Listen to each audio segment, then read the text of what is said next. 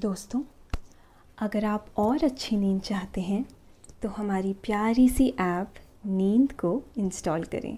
इस ऐप पर आपको एक्सक्लूसिव स्लीप स्टोरीज़ मिलेंगी और आप बिना यूट्यूब प्रीमियम के भी इन स्टोरीज़ को बैकग्राउंड में सुन सकेंगे। इंस्टॉल करने के लिए आप हमारी वेबसाइट neend.app पर ज़रूर आइए और अच्छी कहानियाँ, स्लीप म्यूज़िक, कुछ टिप्स सुनने के लिए इस चैनल को सब्सक्राइब कीजिए। नमस्कार, मैं हूँ प्रियल और आज मैं प्रस्तुत करती हूँ आकाश कौशिक द्वारा लिखी हुई एक खूबसूरत स्लीप स्टोरी। ये कहानी आपको ऐसे सफर पर ले जाएगी जहाँ आप एक हैरान कर देने वाली गाथा सुनेंगे जो आपको तुलसी की कहानी की अनोखी दास्तान सुनाएगी। हम सभी यह बात तो जानते हैं कि तुलसी और शालिग्राम की एक साथ पूजा की जाती है और तुलसी का पेड़ लाखों बीमारियों को दूर करने का रामबाण इलाज है। परंतु इतनी सुगंधित महक देने वाली यह तुलसी इतनी पवित्रता क्यों प्रदान करती है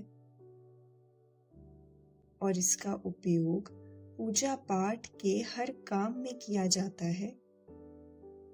आखिर यह पौधा सिर्फ एक औषधीय गुणों से युक्त पौधा है या फिर इसके पीछे कोई रहस्य छुपा हुआ है। आज की कहानी में हम जानेंगे तुलसी के पौधे की कहानी और उसकी उत्पत्ति का राज कि आखिर यह पौधा कैसे पैदा हुआ, इसके पीछे क्या कहानी है और वे कौन से हालात हैं जिनके कारण तुलसी के पौधे को संसार में जन्म लेना पड़ा। आइए आपको ले चलते हैं आज की इस हैरतअंगेज कहानी में।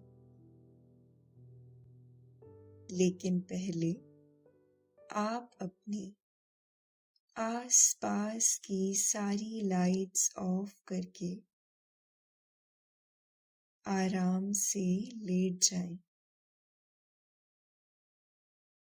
अपनी आंखें धीरे से बंद कर लीजिए। अब थोड़ा सा अपने शरीर को आराम दीजिए। थोड़ा और आराम। अपने शरीर को बिल्कुल ढीला छोड़ दीजिए। कोई टेंशन नहीं, कोई तनाव नहीं। अपने दिमाग में चल रहे सभी विचारों को, चिंताओं को त्याग दें। एक शांति सी महसूस करें। सब नेगेटिव पॉजिटिव विचारों को धीरे धीरे निकाल दें। हाथों को सीधा करके अपनी कमर के साइड में रख लीजिए। अपनी सांस पर ध्यान लगाएं। इसको धीमे या तेज नहीं करना है, बस ध्यान देना है कि कैसे वो आपके अंदर प्रवेश कर रही है और कैसे वो वापस आपके गले और नाक के माध्यम से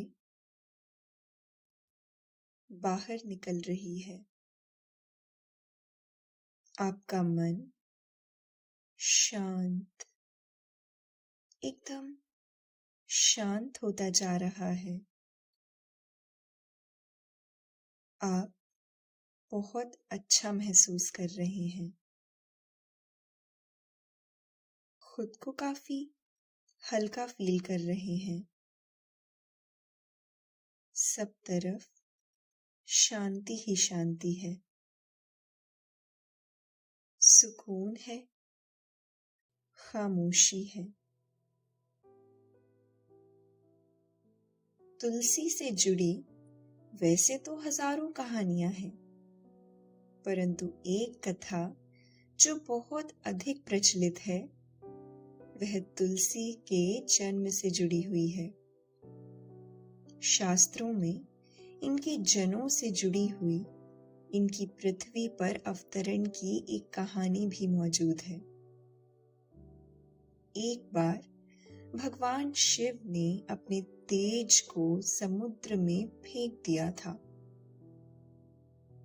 परंतु उन्हें यह बात नहीं पता थी कि उस तेज से एक ऐसा बालक जन्म लेगा जो सर्वश्रेष्ठ योद्धा बन जाएगा। उस तेज को समुद्र में फेंकने के बाद उससे एक महातेजस्वी बालक ने जन्म ले लिया था। यही बालक आगे चलकर एक अति बलशाली दैत्य बन गया था। आगे चलकर वह एक राजा बना और जालंधर के नाम से पूरे संसार में विख्यात हुआ। उसकी एक राजधानी भी थी जिसका नाम था जालंधर नगरी, जो आज भी मौजूद है। जालंधर जब बड़ा हो गया तो उसने धीरे धीरे करके सभी साम्राज्य को जीतना शुरू कर दिया। तब उसकी शादी का विचार उसके माता पिता को आया। तब देते राजा काल नेमी की एक बड़ी सुंदर कन्या थी। उसका नाम था वृंदा। उसका विवाह जालंधर से निश्चित कर दिया गया। जालंधर वैसे तो एक महाराक्षस था और हमेशा अपनी शक्ति के मद में चूर रहता था। उसे अपनी सत्ता पर बहुत अधिक अहंकार था। उसकी शक्ति का कारण भी उसकी पत्नी वृंदा ही थी, जो सदा पतिव्रत धर्म का पालन करती थी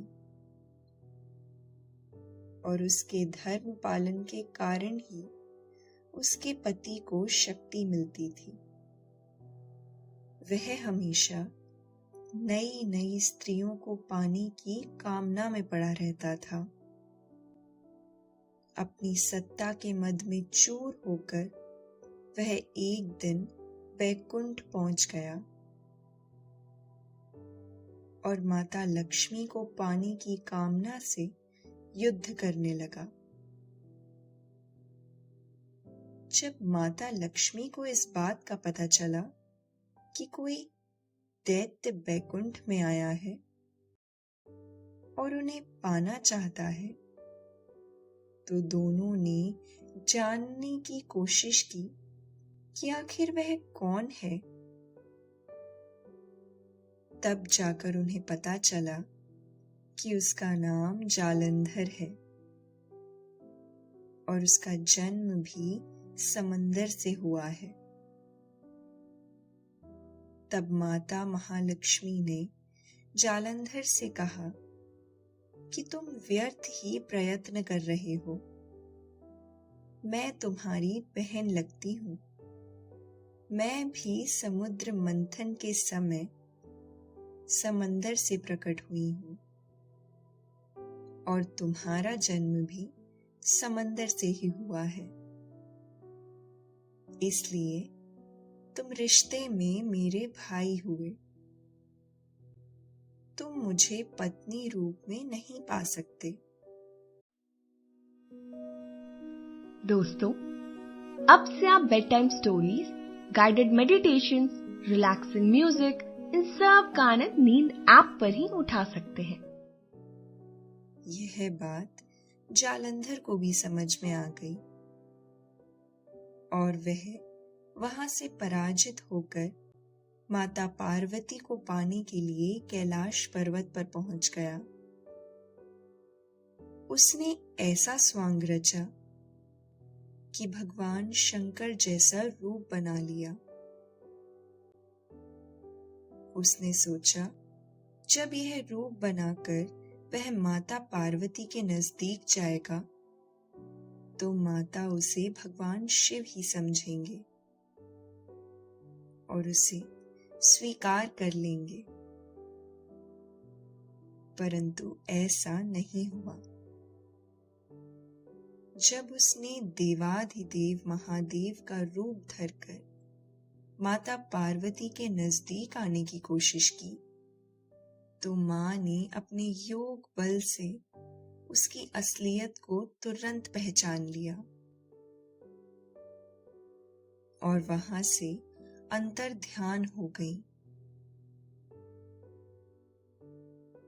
इस बात से नाराज होकर भगवान शिव ने जालंधर पर आक्रमण कर दिया। वह बार बार उसे पराजित तो कर देते, परंतु उसे मुक्ति नहीं दे पा रहे थे। उसकी मृत्यु केवल तभी संभव थी जब उसकी पत्नी वृंदा का पतिव्रत धर्म टूट जाए। इसलिए माता पार्वती ने भगवान विष्णु के पास जाकर सारी घटना कह सुनाई और भगवान विष्णु से यह प्रार्थना की कि आप जाकर किसी भी प्रकार वृंदा का पतिव्रत धर्म भंग कर दीजिए। भगवान विष्णु ने बहुत संकोच किया क्योंकि वृंदा भगवान विष्णु की परम भक्त थी और बहुत ही पवित्र स्त्री थी। पतिव्रत धर्म का पालन करती थी और सदा अपने पति को ही परमेश्वर रूप में पूजती रहती थी। भगवान शिव को उसका धर्म भंग करने में अति संकोच हो रहा था, परंतु देवताओं के बार बार कहने के कारण और माता पार्वती के अनुरोध करने के कारण वह वृंदा के पास जाने के लिए तैयार हो गए।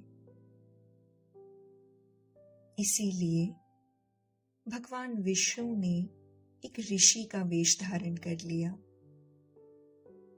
ऋषि का वेश धारण करने के बाद भगवान विष्णु एक वन में जा पहुंचे। वन बहुत ही सघन और अत्यंत सुंदर था। शीतल वायु बह रही थी और मंद मंद वेग से वृक्षों को एक और जोग आ रही थी। पत्तों के आपस में टकराने की आवाजें आ रही थीं। दूर से किसी की पदचाप सुनाई दी। ऐसा लग रहा था जैसे दूर से कोई आ रहा हो। वह कोई और नहीं बल्कि वृंदा थी, जो अकेली वन में भ्रमण कर रही थी और भगवान विष्णु का नाम जाप कर रही थी। भगवान ने अपनी माया से 2 मायावी राक्षस प्रकट कर दिए, जो वृंदा के सामने आकर उसे भयभीत करने लगे। ये सब भगवान की ही लीला थी। वृंदा उन्हें देखकर बहुत ज्यादा भयभीत हो गई थी। भगवान विष्णु, जो ऋषि के वेश में थे, उन्होंने मौका पाते ही वृंदा के सामने ही उन दोनों राक्षसों को पल भर में अपनी ऋषि विद्या से भस्म कर दिया। यह देखकर वृंदा अत्यंत प्रसन्न हुई और ऋषि पर विश्वास करने लगी। उसे लगा कि ऋषि मुनि कोई बड़े ही तपस्वी हैं, जिन्हें सभी प्रकार की शक्तियां प्राप्त हैं। इसीलिए उन्होंने पल भर में ही मेरे भय का अंत कर दिया। वृंदा ने सोचा कि अगर ये इतने ही शक्तिशाली हैं, तो हो सकता है कि मेरे पति के भविष्य के बारे में भी कुछ जानते हो और मेरे पति की रक्षा कर सकते हो, जो इस समय कैलाश पर्वत पर युद्ध कर रहे हैं। फिर वृंदा ने उस ऋषि से कहा कि हे ऋषि, क्या आप मेरे पति के बारे में कुछ बता सकते हैं, जो इस समय कैलाश पर्वत पर महादेव से युद्ध कर रहे हैं? मुझे उनकी बड़ी चिंता है। वह बहुत ही ज्यादा हठीले हैं। एक बार किसी चीज को ठान लेते हैं तो किसी की नहीं सुनते। भला भगवान से भी कोई बैर करता है, जो उन्होंने महादेव से बैर साध लिया है। परंतु मैं भी क्या करूं? मैं एक पतिव्रता स्त्री हूं। मैं उनके खिलाफ नहीं जा सकती, परंतु मैं अपने पति का अंत भी नहीं चाहती। जब तक मेरे शरीर में प्राण है, मैं अपने पति के लिए अपना जाप करती रहूंगी और पूजा करती रहूंगी। इसी से मेरे पति की रक्षा होगी। परंतु आप मुझे उनका भविष्य देखकर आश्वस्त कीजिए कि मेरे पति को कुछ नहीं होगा और वे सदा इसी तरह राक्षस राज के पद पर प्रतिष्ठित रहेंगे और संसार उन्हें उतना ही सम्मान देगा जितना आज मिलता है। भगवान विष्णु किसी भी तरह वृंदा को यह विश्वास दिलाना चाहते थे कि उनका पति अब इस दुनिया में नहीं रहा। केवल यही तरीका था जिससे वृंदा को विश्वास हो जाता कि जालंधर अब नहीं रहे और वह पूजा बंद कर देती, वरना वह नित्य प्रातः अपनी उस पूजा को जारी रखती और जालंधर को शक्ति मिलती रहती। इसलिए भगवान विष्णु ने अपने ऋषि वेश में अपने हाथों को घुमाया और वृंदा की नजरों से बचकर 2 वानर प्रकट कर दिए। वे दोनों वानर बड़े ही विचित्र थे। उनमें से एक वानर के हाथ में जालंधर का सर था और दूसरे के हाथ में उसका आधा शरीर था। यह भगवान विष्णु की ही माया थी।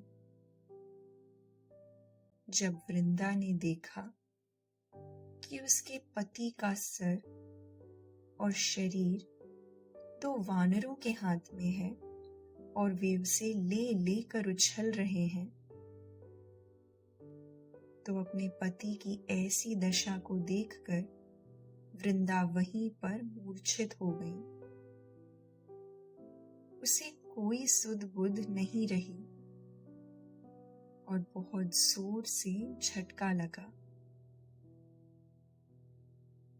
भगवान विष्णु को विश्वास हो गया था कि अब वृंदा का पतिव्रत धर्म टूट जाएगा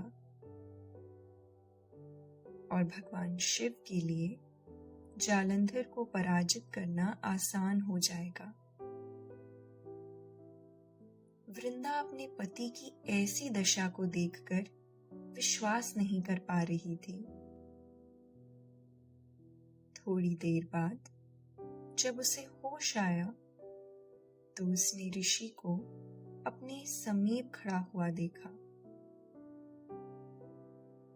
तब उसने ऋषि को सर्वशक्तिशाली जानकर यह प्रार्थना की, हे ऋषि, आपने मेरी आंखों के सामने जिस तरह उन दोनों राक्षसों को अपनी माया से भस्म कर दिया,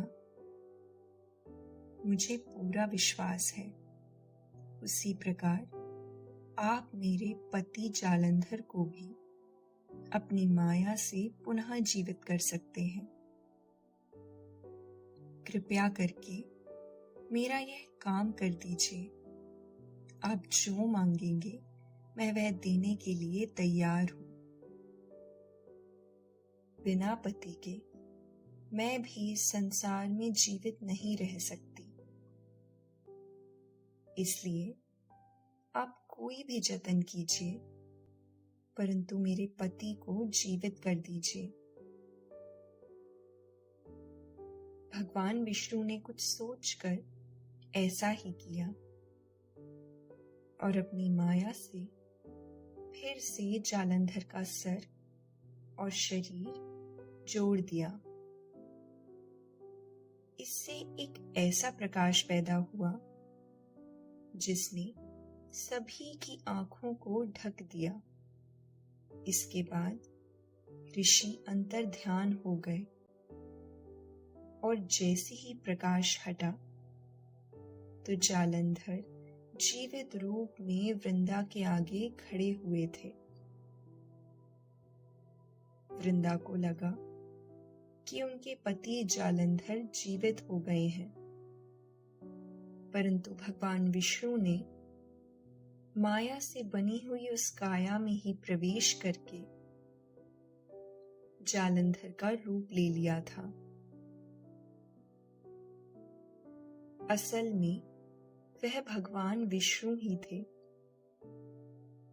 परंतु वृंदा इस बात को पहचान न सकी और भगवान की माया के आगे बेबस नजर आई। उसे भगवान द्वारा किए गए इस छल का बिल्कुल भी आभास नहीं था। वह अब उन्हें अपना पति समझ रही थी। इससे उसका पतिव्रत धर्म भंग हो गया और वह उनके साथ अपने पति की तरह व्यवहार करने लगी, जिसके कारण उसका सतीत्व भी भंग हो गया। जैसे ही यह हुआ, वहां कैलाश पर्वत पर युद्ध कर रहे उसके पति जालंधर को मौका पाते ही भगवान शिव ने पराजित कर दिया और उसको मुक्ति दे दी। सबको परेशान करने वाले जालंधर का अंत हो गया और सृष्टि को एक अहंकारी दैत्य से मुक्ति मिल गई। इसके बाद जालंधर के रूप में भगवान विष्णु, जो यहाँ पर वृंदा के पास उपस्थित थे, वह अंतर ध्यान हो गए। वृंदा ये देखकर आश्चर्यचकित रह गई और जब उसके पास कैलाश पर्वत से समाचार आया कि युद्ध में उसके पति भगवान शिव के हाथों पराजित हो गए हैं और मुक्ति को प्राप्त हो गए हैं, तो वह फिर से शोक में डूब गई और उसे भगवान विष्णु पर बहुत अधिक क्रोध आया उसने क्रोध में भरकर भगवान विष्णु को यह श्राप दे दिया कि आप सदा सदा के लिए शिला हो जाएंगे। इसके बाद वृंदा स्वयं सती हो गई। जहां पर वृंदा का शरीर भस्म हुआ था, वहां पर अचानक एक तुलसी का पौधा उगाया। वह पौधा अत्यंत ही सुंदर हरी भरी पत्तियों से लगा हुआ था और प्रकृति को सुशोभित कर रहा था। उससे एक सुगंधित महक आ रही थी जो वातावरण की नकारात्मकता को सकारात्मकता में परिवर्तित कर रही थी। तब भगवान विष्णु ने यह देखकर कहा कि हे वृंदा, तुम वास्तव में सभी नारियों के लिए एक प्रेरणा हो। तुम्हारा सतीत्व किसी भी नारी से बढ़कर है और तुम्हारी इसी पवित्रता के कारण मैं तुम्हें लक्ष्मी से भी अधिक प्रिय मानने लगा हूं और तुम्हें यह आशीर्वाद देता हूं कि तुम सदा तुलसी के रूप में मेरे साथ उपस्थित रहोगी और संसार तुम्हें मेरे साथ ही पूजेगा। जो भी मनुष्य किसी भी युग में मेरे शालिग्राम रूप के साथ तुलसी का विवाह करेगा, उसे लोक और परलोक दोनों में अपार यश की प्राप्ति होगी और वह सदा अपने हर काम में विजय रहेगा। इसलिए जब से यह सृष्टि चली आ रही है, तुलसी और शालिग्राम का विवाह अवश्य किया जाता है और माना जाता है कि जिस घर में तुलसी माता उपस्थित रहती है, वहां यम के दूत भी प्रवेश नहीं कर सकते और कभी भी असमय नहीं आ सकते। उस घर में अकाल मृत्यु का योग भी नहीं हो सकता। चाहे आप गंगा नदी या नर्मदा नदी के जल में स्नान कर लें या फिर आप तुलसी माता का पूजन कर लें, ये दोनों बराबर ही माना जाता है। चाहे कोई मनुष्य कितना भी पापी क्यों ना हो, उसने अपने जीवन में कितने भी जघन्य अपराध किए हों, अगर उसके अंत समय में उसे मंजरी रहित तुलसी और गंगाजल का सेवन कराया जाता है, तो वह सभी पापों से मुक्त हो जाता है और वैकुंठ धाम को प्राप्त करता है। उसके प्राण भगवान विष्णु की शरण में चले जाते हैं। दोस्तों, अब से आप आपकी मनचाही दादी और नानी की कहानियों से प्यारी नींद की कहानियां सिर्फ और सिर्फ नींद ऐप पर ही सुन पाएंगे। तो इसी तरह हमारे साथ कहानियों के जरिए जुड़े रहने के लिए आपकी अपनी नींद ऐप इंस्टॉल करें। साथ ही यह भी कहा जाता है कि जो भी मनुष्य तुलसी और आंवला की छाया में बैठकर अपने पितरों का श्राद्ध पूरा करता है, उसके पितृ देवता भी शांति को प्राप्त करते हैं। जालंधर की पत्नी वृंदा मरकर भी संसार को कुछ ऐसा दे गई जो आज तक लोगों की यादों में बना हुआ है। उनके आंगन में सुंदर पौधे के रूप में बना हुआ है और उनके घर आंगन को सुगंधित महक से पवित्र कर रहा है। उनके परिजनों को रोगों से मुक्त कर रहा है। तुलसी के गुणों की कोई भी सीमा नहीं है। वह इकलौता ऐसा पौधा है जिसमें इतने गुण हैं कि उसकी महिमा बखान नहीं की जा सकती। हमारे भारत में सैकड़ों सालों से तुलसी का पौधा आंगन को सुशोभित करता आया है। जब भी कोई मेहमान मुख्य द्वार से आंगन में प्रवेश करता है तो सबसे पहले तुलसी माता को प्रणाम करता है और उसकी मिट्टी में रखे पवित्र शालिग्राम को स्पर्श करके उसका आशीर्वाद लेता है, जिससे उसकी यात्रा की सारी थकान मिट जाती है और वह अंदर से तरोताजा महसूस करता है। जालंधर की यह भूमि आज भी उपस्थित है और जालंधर के नाम से विख्यात है। माता वृंदा का मंदिर भी मोहल्ला कोट किशनचंद में आज भी उपस्थित है। कहते हैं बहुत समय पहले यहाँ पर एक प्राचीन गुफा हुआ करती थी जो सीधे हरिद्वार तक जाती थी। कहा जाता है कि जो भी भक्त सच्चे मन से 40 दिनों तक माता वृंदा देवी के इस मंदिर में पूजा अर्चना करता है, उसके सभी मनोरथ पूरे हो जाते हैं और वह शांति को प्राप्त करता है। तो दोस्तों, ये थी आज की कहानी, तुलसी की कहानी। आशा है आपको आज की ये कहानी अच्छी लगी होगी। आपने ये कहानी सुनी, अब आपको अच्छा लग रहा है और समय हो गया है आपके सोने का। अब आप धीरे धीरे नींद की ओर बढ़ते जा रहे हैं